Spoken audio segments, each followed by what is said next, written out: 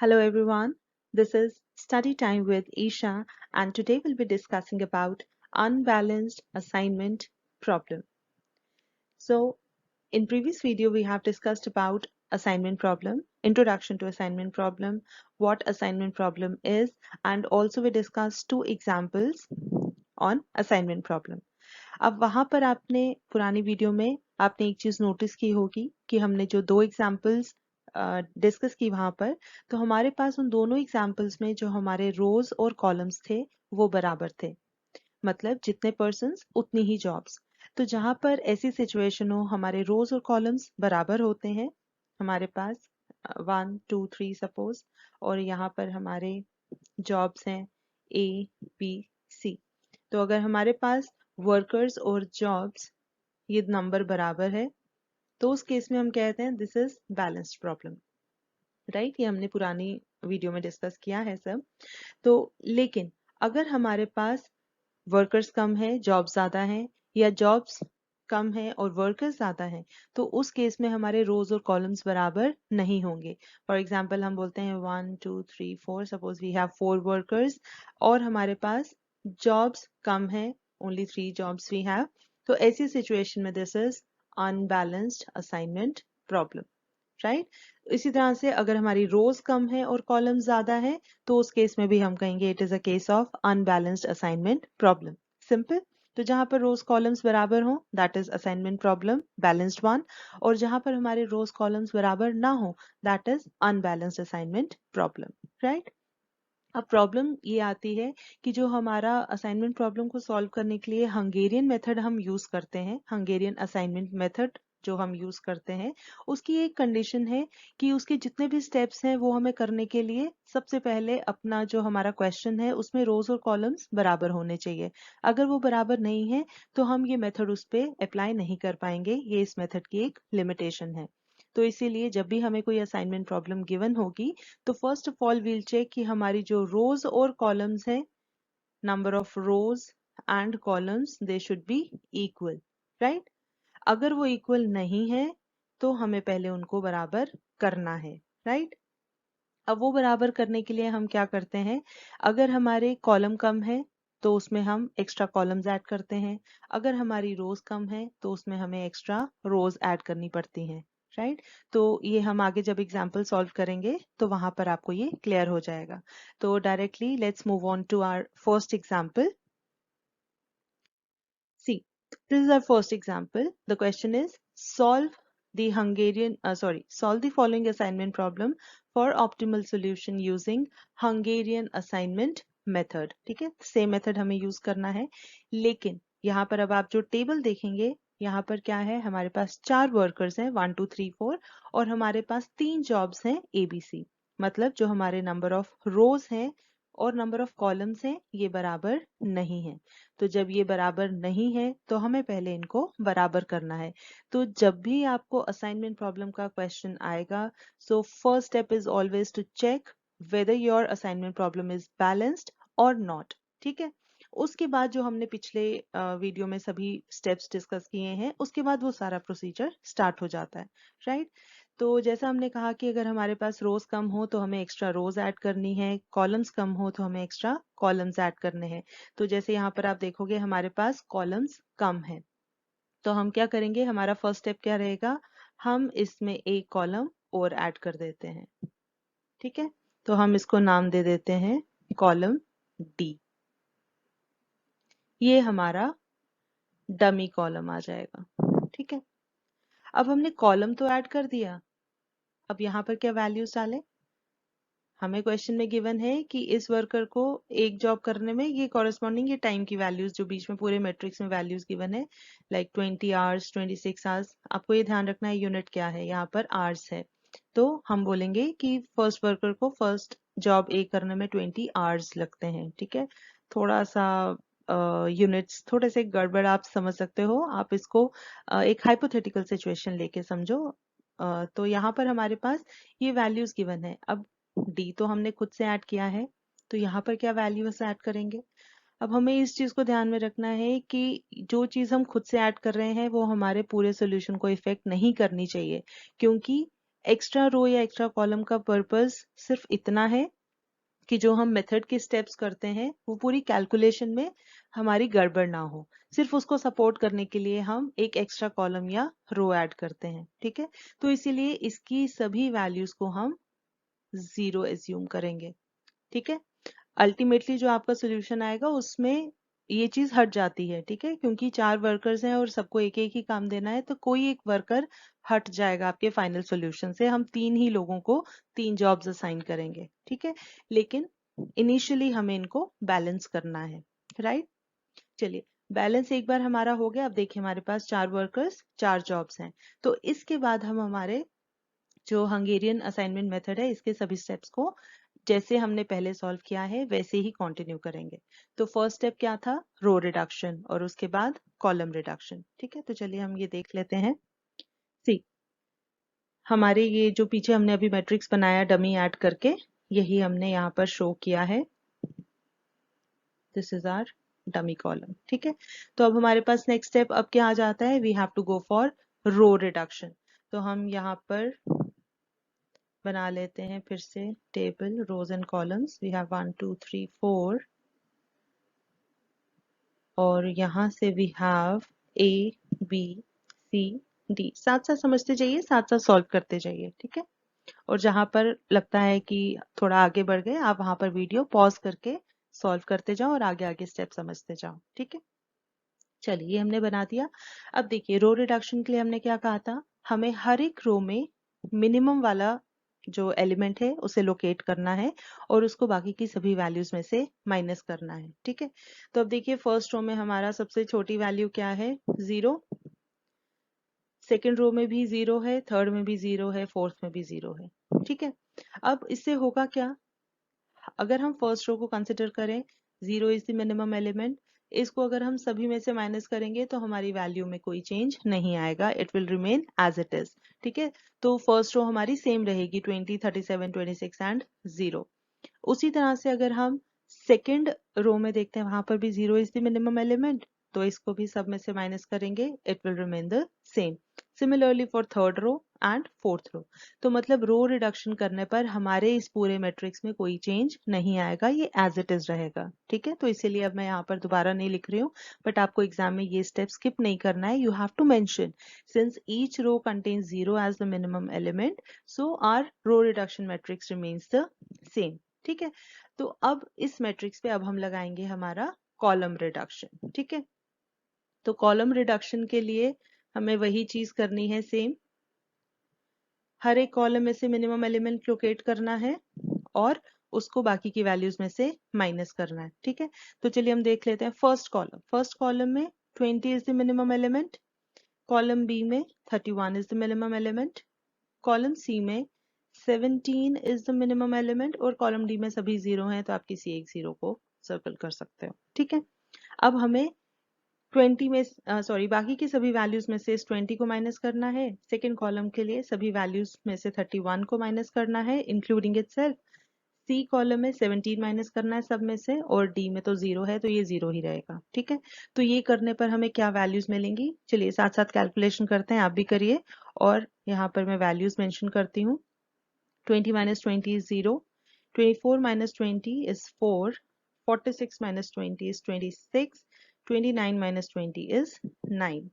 Second column है 37 minus 31 6, 38 minus 31 is 7, 31 minus 31 0, 41 minus 31 is 10. Third column 26 minus 17 is 9, 17 minus 17 is 0, 26 minus 17 is 9 and 31 minus 17 is 14, और last column में सभी 0 हैं। ठीक है, तो ये हमारा बन गया column reduction matrix. Right, row reduction हो गई, कॉलम रिडक्शन हो गई। नेक्स्ट स्टेप आता है you have to cover all the zeros with minimum number of lines. ठीक है, तो उसके लिए हमने क्या कहा था लास्ट वीडियो में कि हमें जीरोस को कवर करने के लिए minimum number of lines draw करनी है। वो कब पॉसिबल है, जब हम कहाँ से स्टार्ट करें, उस रो या कॉलम से जहां पर सबसे ज्यादा जीरोस हैं। ठीक है, तो यहाँ पर जैसे हम देख सकते हैं हम चेक कर लेते हैं। वैसे तो साफ दिख रहा है कि ये जो आपका फोर्थ कॉलम है यहाँ पर सभी जीरोस हैं, तो मैक्सिमम नंबर ऑफ जीरोस तो यही हैं, तो हम इस कॉलम को क्रॉस कर लेते हैं। ठीक है, इसके बाद हम फिर से चेक करेंगे सभी रोज कॉलम्स को कि कहाँ पर सबसे ज्यादा जीरोस हैं। तो अगर हम अब कॉलम वाइज चल रहे हैं तो कॉलम वाइज ही देख लेते हैं। पहले कॉलम में सिंगल जीरो, सेकंड में भी सिंगल जीरो, फोर्थ में भी सिंगल जीरो। ठीक है, रो वाइज भी देख लेते हैं एक बार। फर्स्ट में सिंगल जीरो क्योंकि ये दूसरा कट चुका है। सेकेंड रो में भी हैव सिंगल जीरो, थर्ड में भी सिंगल जीरो, फोर्थ में कोई जीरो नहीं है। तो क्योंकि हम कॉलम वाइज चल रहे थे, हम कॉलम वाइज ही क्रॉस आउट कर लेते हैं। तो हम क्योंकि इन सभी कॉलम्स में सिंगल सिंगल जीरो है, हम इनको सबको क्रॉस कर लेते हैं। ठीक है, तो हमारे ये सभी जीरोस कवर हो गए। ठीक है, यही चीज अब हम थोड़ा साफ तरीके से दिखा देते हैं आपको। देखिए ये हमारा टेबल बनेगा, राइट। इसके बाद अब हमने नेक्स्ट स्टेप क्या करना है, जब हम लाइंस ड्रॉ कर लेते हैं तो हमें देखना है कि हमारी जो नंबर ऑफ लाइंस है वो रोज और कॉलम्स के बराबर है या नहीं, राइट। तो हम देखते हैं here number of lines is equal to number of rows और columns।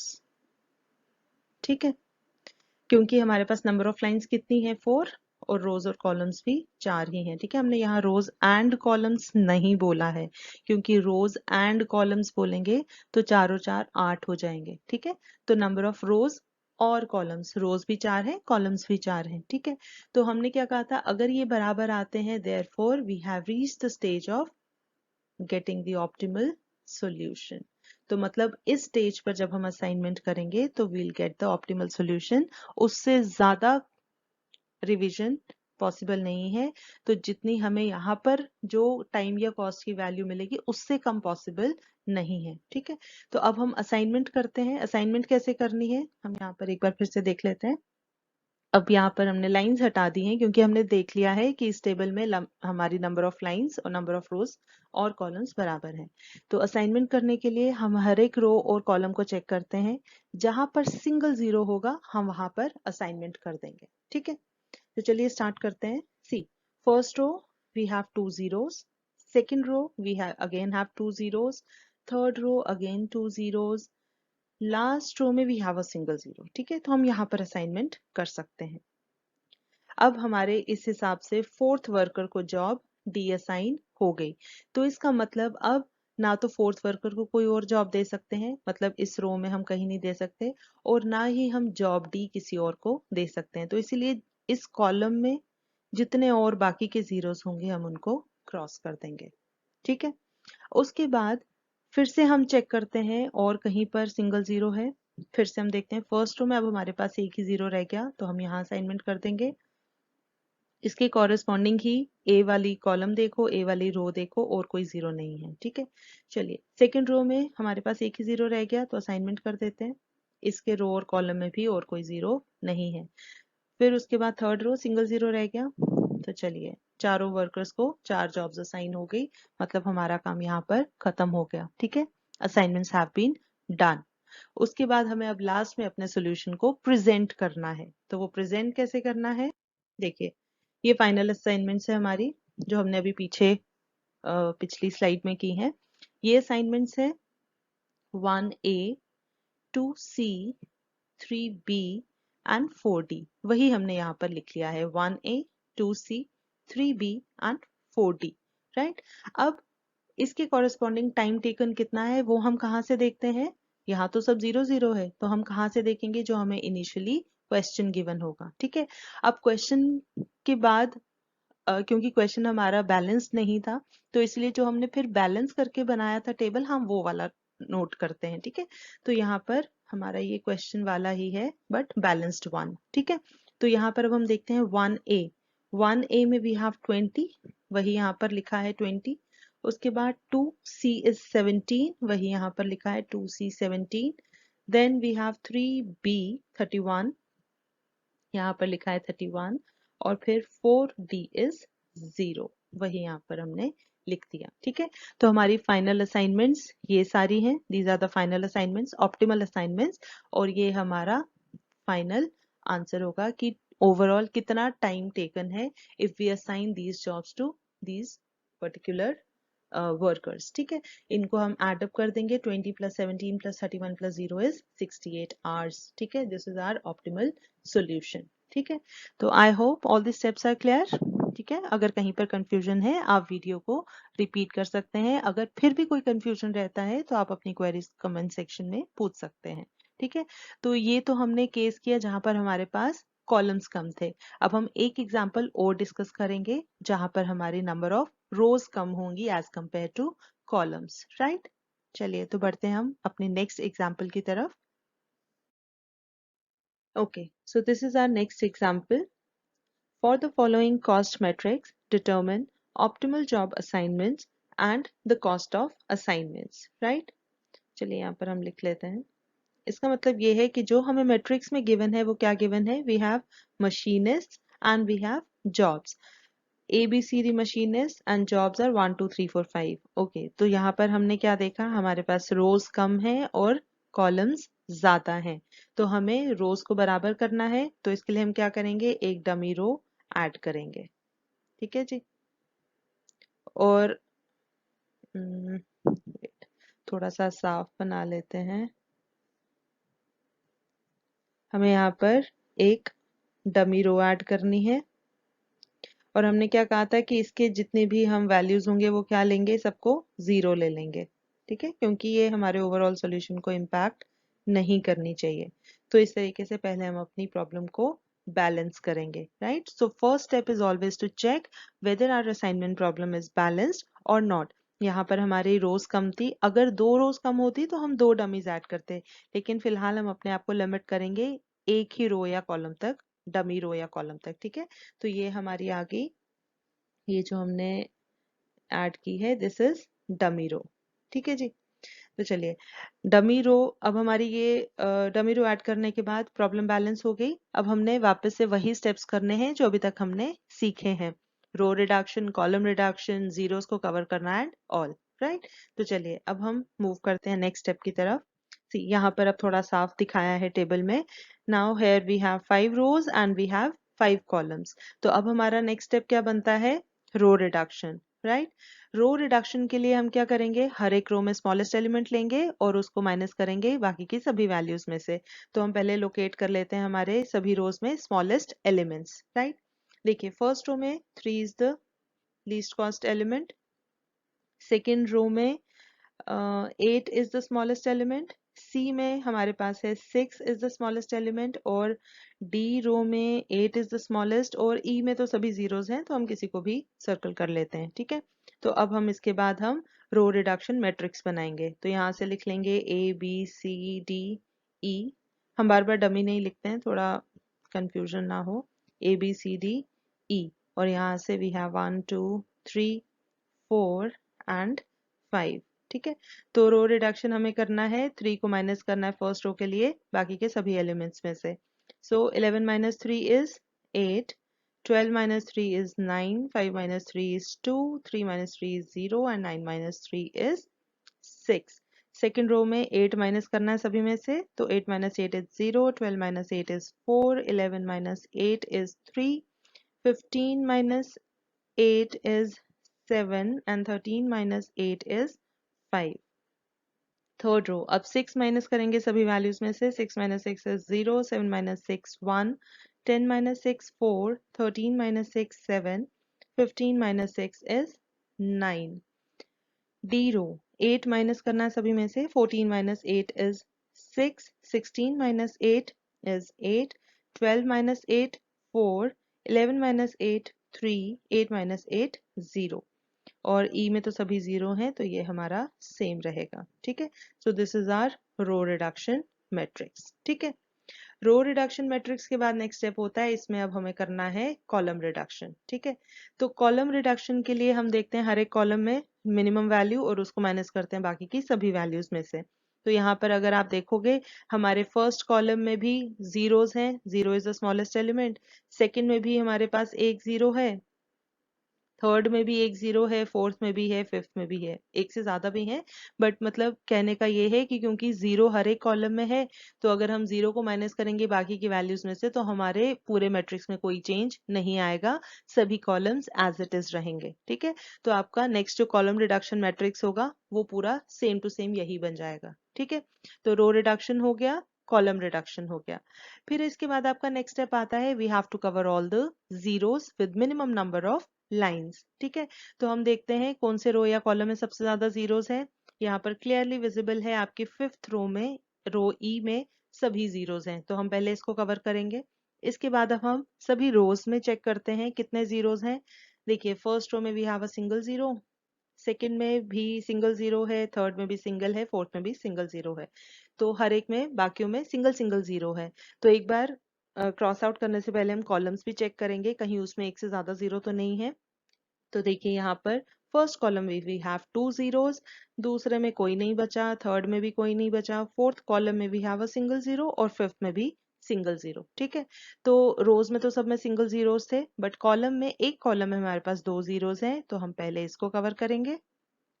उसके बाद अब बाकी सब में एक ही है, तो अब हम कॉलम वाइज चल रहे थे तो कॉलम वाइज ही कंटिन्यू करेंगे। ठीक है, सेकंड कॉलम में कुछ नहीं है, थर्ड में भी नहीं है, फोर्थ में एक है, फिफ्थ में भी एक है। ठीक है, तो ये हमारी हो गई नंबर ऑफ लाइंस। तो इसको हम थोड़ा सा साफ तरीके से लिख लेते हैं पहले, ये आ गया हमारे पास। ठीक है, तो अब यहाँ पर अगर आप देखोगे you can see that we have drawn all the lines and we have covered all the zeros.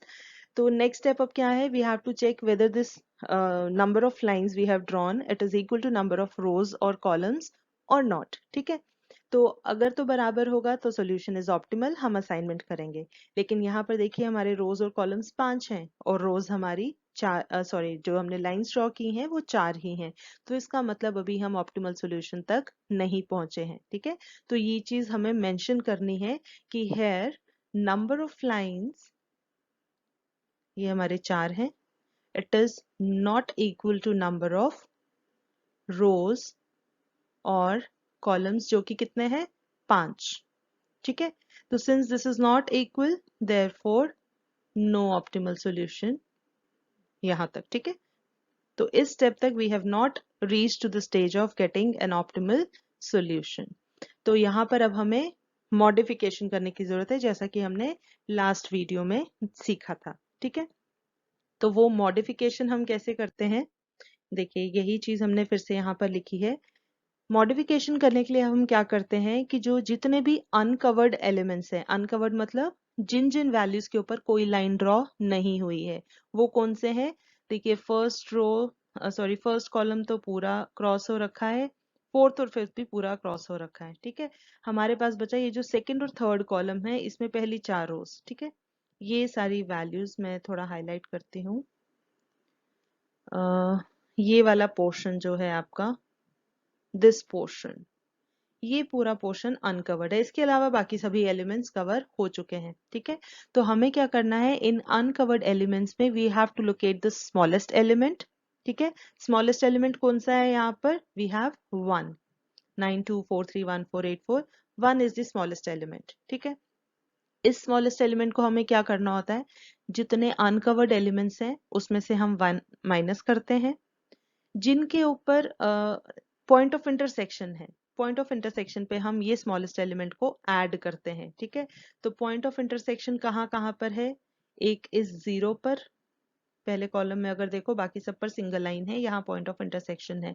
उसके बाद ये फोर्थ कॉलम में भी ये वाला 0 इधर पॉइंट ऑफ इंटरसेक्शन है, और फिफ्थ कॉलम में भी यहाँ पर पॉइंट ऑफ इंटरसेक्शन है। ठीक है, तो हमें ये जहां जहां पॉइंट ऑफ इंटरसेक्शन है वहां पर इस स्मॉलेस्ट एलिमेंट को हम ऐड करते हैं और अनकवर्ड में से माइनस करते हैं।